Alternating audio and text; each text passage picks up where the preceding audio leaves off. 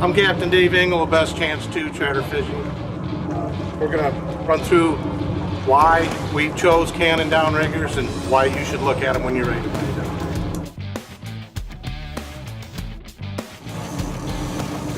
What the downrigger does is lets us put the lure exactly where we want it. There's no guesswork about how far down we think it is or where it's at. We're marking the fish on the graph up here. When we see where the fish are at a certain level or a certain temperature, we can then put our downrigger exactly where the fish is. It makes us more efficient fishermen. And we can, repeatability is also there where we can put it back exactly every time. What are some of the features that you want to know about when you go to buy downriggers?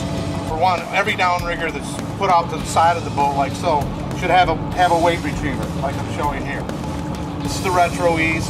It just allows you to pull the weight up and reach it without swinging it in or being difficult or have to pull it in some other way. Every rigger should always have one when it's fished out to the side like this. What we do is we tip our downrigger rod holders down low like that.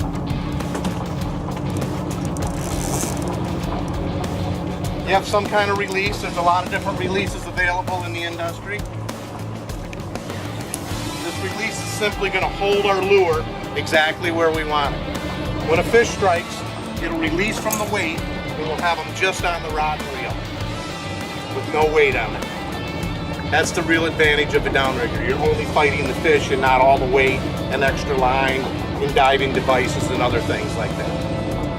Okay? Not only that, it allows us to achieve much greater depths quickly and more accurately than we would with other devices.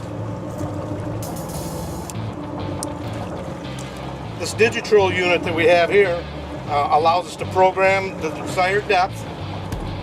So we'll program in the depth we want it to go to, push select and run, and it'll automatically go find that depth. And it'll stop there every time.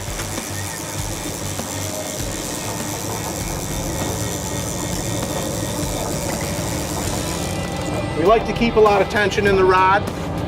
That way when it releases, the distance between the lure and the rod is a lot less. If you have a big sag in it, there's a lot of slack there before you get to the fish, and the fish doesn't seem to hook up as well. So keeping that tight like that is very important when downrigger fishing.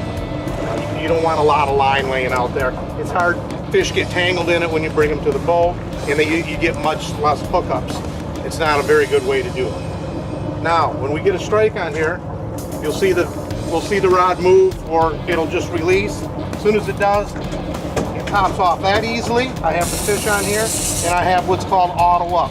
That'll automatically come to the surface while I fight the fish all the way in, and my weight will be back at the surface and ready to go again and out of my fishing way so I'm not tangled in it. And it just stops there by itself. This is the best downrigger in the market today by far.